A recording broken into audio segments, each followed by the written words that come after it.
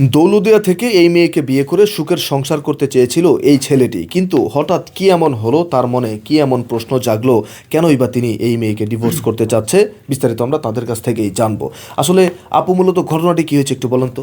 আসলে ভাইয়া, মানে আমি তো দৌলতদিয়ায় ছিলাম। ওখানে ধরেন আমি প্রচুর টাকা ইনকাম করছি, কিন্তু কখনো সুখ পাই নাই। তো একদিন হঠাৎ করে ও ওইখানে গেছে, তো জাস্ট আমাকে পছন্দ হয়েছে বলছে, আর ও চাইছে যে আমাকে মানে বিয়ে করে আমাকে সুন্দর একটা জীবন দিবে আর কি, আমার একটা ছোট একটা সংসার হবে। তো আমি ওর কথা মতো রাজি হইলাম, ও আমাকে ওখান থেকে নিয়ে আসলো, বিয়েও হইলো, সুন্দর সংসার করতেছি।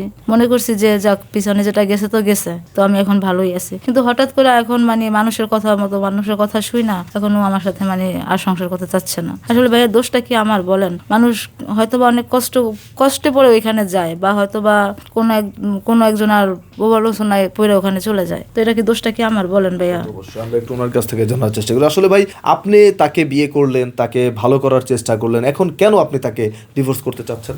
ভাই, বিয়ে করছিলাম ভালো একটা সুন্দর জীবন দেওয়ার জন্য। তো বাড়িতে মনে করেন আশেপাশের মানুষ অনেকে অনেক কথা বলে, যেটা আমাদের প্রতিনিয়ত হয় বাংলাদেশের মধ্যে। মানুষের কথাগুলো আর আমি নিতে পারতাছি না।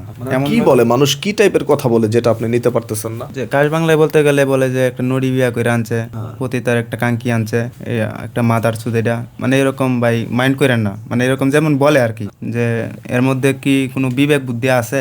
ওর বাপটা তো ভালো মানুষ, ও কেমনি এই কাজটা করছে? তো এইগুলো কথা আমার বাপ মানিয়া যখন গালি দেয়, তখন আমার সহ্য হয় না। এখন ওরে বলছি যে দেখো, এরকম বলে, এখন তোমাকে তো আমি রাখবো না। কিন্তু দেখেন, আপনি একটি মেয়েকে দৌলতদিয়া থেকে নিয়ে আসলেন, একটি যৌনপল্লীতে সে কাজ করত, সার্ভিস দিত, অন্যান্য ছেলেদের সাথে সহবাস করত। সেই মেয়েটিকে আপনি সেখান থেকে এনে ভালো করলেন, বিয়ে করলেন, নতুন একটি জীবন দান করলেন, আপনারা সুখে সংসার করছেন।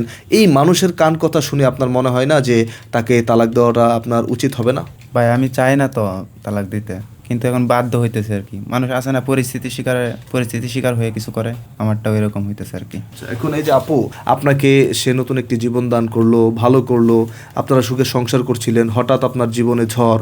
এই ঝড় থেকে এখন এই যে আপনাকে যে তালাক দিতে চাচ্ছে, এখন আপনার ভবিষ্যৎ প্ল্যানিং কি রয়েছে? তাহলে ভবিষ্যতে কি করবেন আপনি? ভবিষ্যৎ কি ভাই, আমার এখন দেখতেছি আমার ভবিষ্যৎই নাই। আমি চিন্তা করছিলাম যে আমার ভবিষ্যৎ ওই সবকিছু, কিন্তু ও যদি এখন আমার হাত ছেড়ে দেয়, তো আমার ভবিষ্যতের কি আছে? হয়তো বা মৃত্যুর পথ ছাড়া আর আমার কোনো রাস্তা আছে বলেন?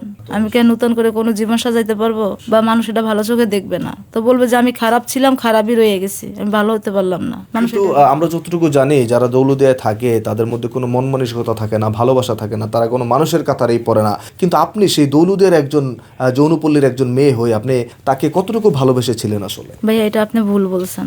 প্রত্যেকটা মানুষের ভিতরে ভালোবাসা বলতে একটা জিনিস থাকে, কে বলছে থাকে না? হয়তোবা আমি যেগুলা করছি ওটা আমার মানে ইচ্ছার বিরুদ্ধে করছি, নিজেকে বাঁচানোর জন্য। তো আমি তো ওটা ইচ্ছাকৃতভাবে করি না, বা ওদেরকে ভালোবেসে এরকম কোনো কিছু করি নাই। ভালোবাসা একবারই হয় মানুষের লাইফে। তা তো অবশ্যই। মানে আমার যেটা প্রশ্ন ছিল যে আপনি তাকে কি পরিমাণ ভালোবাসেন, সে আপনাকে ছেড়ে গেলে আপনার করণীয় কি? না ভাইয়া, ও আমাকে ছেড়ে চলে যেতে যায়, তো আমি কখনো বাঁচতে পারবো না, এটা হচ্ছে মেন কথা।